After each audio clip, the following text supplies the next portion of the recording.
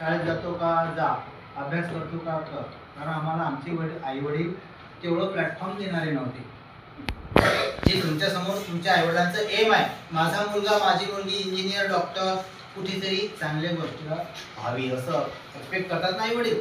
आणि किती स्ट्रगल करतात तुमचे आई वडील.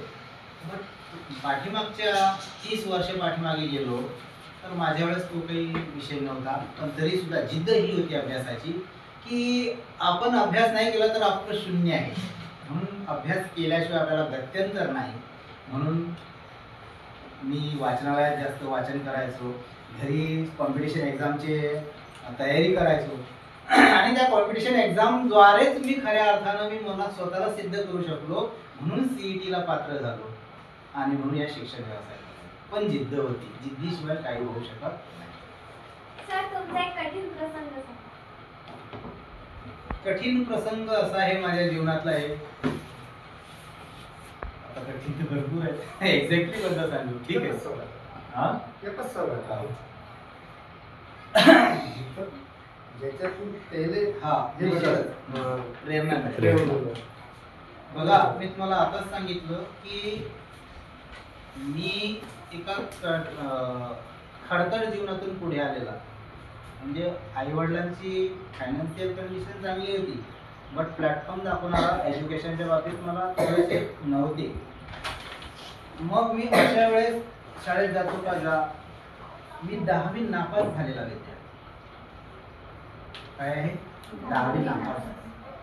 ज्या दिवशी 10वी नापास झालो आणि मी माझ्या मनाला विचारलं की अरे, मी माझ्या घरातून समाजातून एक नापास झालेला जो विद्यार्थी असतो ना, त्यांचा बघण्याचा दृष्टिकोन असतो ना, तो खजीलपणा जो असतो ना, तो जेव्हा माझ्या मनाला लागला तर मी ज्या सब्जेक्टमध्ये नापास झालो होतो तिथून ठरवलं होतं की मला माझ्या बेसवर स्वतः अभ्यास करून पास व्हायचा आहे.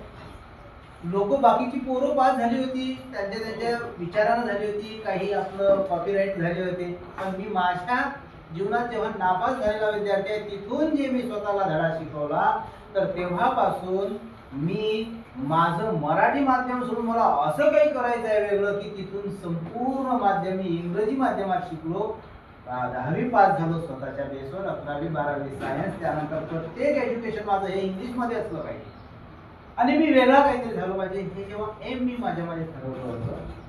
त्यानंतर माझं ग्रॅज्युएशन असेल, MA असेल, BEd असेल, हे सगळं इंग्रजी माध्यमात झालं. आणि त्या क्षणापासून तो जो वाईट क्षण होता त्यापासून मी खऱ्या अर्थानं अपयशा ही यशाची पायरी असते असं म्हणतात. म्हणून मी ते अपयश जर मला आलं नसतं तर कदाचित मी यशाच्या पायरीकडे गेलो नसतो, हे मला माहीत आहे. म्हणून जिंकण्यापेक्षा हारणाऱ्याचं खूप महत्त्व त्या खेळात असतं, बरोबर ना. जिंकणारा विजय जिंकतो तेव्हा त्याला तेवढा त्या विजयाचा आनंद नसतो, पण हारणारा जेव्हा असतो तो तेवढा विचार करतो की मी का हारलो. तो जेव्हा रिपिटेशन एवढ्या महत्वानं एवढ्या ताकदीने उठतो की नाही मला जिंकायचं आहे. हा माझा जो प्रसंग आहे माझ्या जीवनातला, तो मला खऱ्या अर्थानं अपयश यश मिळवून देणार.